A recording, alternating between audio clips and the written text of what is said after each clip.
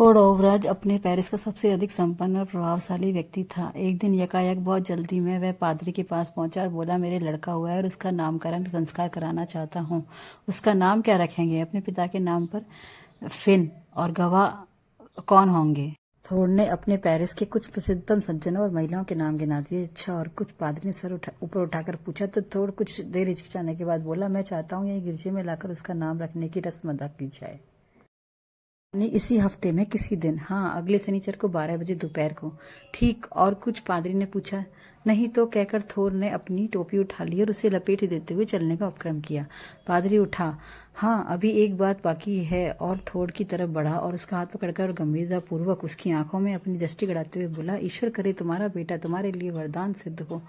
16 वर्ष बाद आज थोड फिर पादरी के पास आया था। ओह, वाकई थोड, तुम अपनी जिंदगी बड़े मजे में बिताते हो, पादरी ने कहा, क्योंकि आज 16 वर्ष बाद भी उसने थोड में रत्ती भर भी कोई परिवर्तन नहीं पाया। क्योंकि मुझे कोई तकनीक नहीं है। थोड की सूत्र में संतोष और प्रसन्नता की सुगंध थी। पादरी चुप रहा, पर कुछ क्षणों बाद फिर पूछा, कहो, आज क्या खुश की खबर है?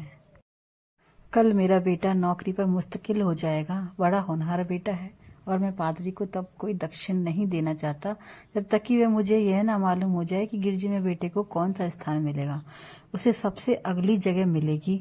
अच्छा, तो फिर ठीक है, लीजिए ये $10।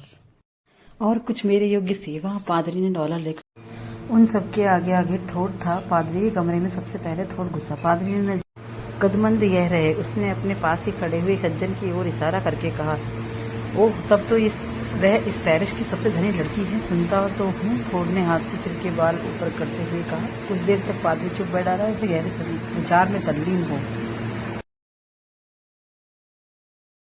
सो तो ठीक है, पर तो मेरा इकलौता बेटा है, बिल्कुल इकलौता, इसलिए मैं उसकी शादी भी जरा शान के साथ करना चाहता हूँ। और तब पादरी ने वे $3 स्वीकार कर लिए। थोड, आज तो बार अपने बेटे की वजह से आए हो, लेकिन अब तो मैं उससे निपट गया, थोड ने कहा और अपनी पॉकेट बुक बंद करते हुए धन्यवाद देकर चला गया। उसके साथी भी पीछे पीछे चले गए। एक पखवाड़े के बाद दिन जिस तख्ते पर फिन खड़ा हुआ था वह उसी क्षण। अच्छा, जरा ठहरो, घबराओ नहीं, थोड ने आश्वासन दिया। थोड को अपनी आंखों पर विश्वास नहीं हो रहा था। नाव को एक ही उस जगह पानी में कुछ बुलबुले उठे, कुछ और उठे, और फिर एक बड़ा सा बुलबुला उठा और फूट गया। झील की सतह फिर दर्पण की तरह स्वच्छ और निर्मल हो गई। 3 दिन और 3 रात न कुछ खाया न जरा भी सोया, बराबर उसी जगह के चारों तरफ नाव में थोड चक्कर काटता रहा। बेटे की लाश तो अभी तक नहीं मिली थी। उससे तीसरी रात खत्म होते होते लाश ऊपर उतरा गई। उसे गोद में लेकर वह पहाड़ी के ऊपर अपने बाग की तरफ चला। करीब करीब 1 साल बाद पतझड़ की वह शाम, कमरे के बाहर दालान में कुछ आहट सुनाई पड़ी, जैसे दरवाजे की कुंडी खटखटा सा रहा था। पादरी ने जाकर दरवाजा खोल दिया। कमर झुकी हुई, सफेद बाल, लंबा और दुबला एक आदमी कमरे में आ घुसा। पादरी उसे काफी देर तक और गौर से देखता रहा, तब खिंच जाकर उसे पहचान पाया।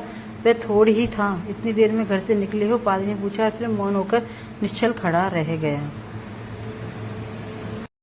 हाँ, देर तो हो गई, कहकर थोड़ी कुर्सी पर बैठ गया। पादरी भी बैठ गया और जैसे कुछ प्रतीक्षा करने लगा। समय बीतता जा रहा था और बहुत सारा बीत गया, पर दोनों के दोनों चुप रहे। आखिरकार थोड ने चुप तोड़ी। मैं गरीबों को कुछ देना चाहता हूँ, जिससे कि मेरे बेटे का नाम चलता रहे। यह कहकर वह उठा और कुछ $, मेज पर रख दिए और फिर बैठ गया। पादरी ने $, गिने। यह तो बहुत अधिक धन है, पादरी बोला। यह मेरे बाग की आधी कीमत है, आज ही मैंने बेच कर चुका हूँ। फिर बहुत देर तक मौन बैठे रहने के बाद पादरी ने बड़ी विनम्रता से पूर्वक कहा, तो फिर क्या इरादा है अब? थोड़ी देर तक दोनों फिर चुप बैठे रहे। थोड की आंखें जमीन की तरफ झुकी हुई थी और पादरी की आंखें थोड की आंखों की तरफ। फिर शांत और धीमे स्वर में पादरी ने कहा, मैं सोचता हूँ कि अब वास्तव में तुम्हारा बेटा तुम्हारे लिए वरदान बन गया है। हाँ, मैं भी यही सोचता हूँ, थोड ने झुकी पलकें उठाकर कहा और 2 बड़े बड़े आंसू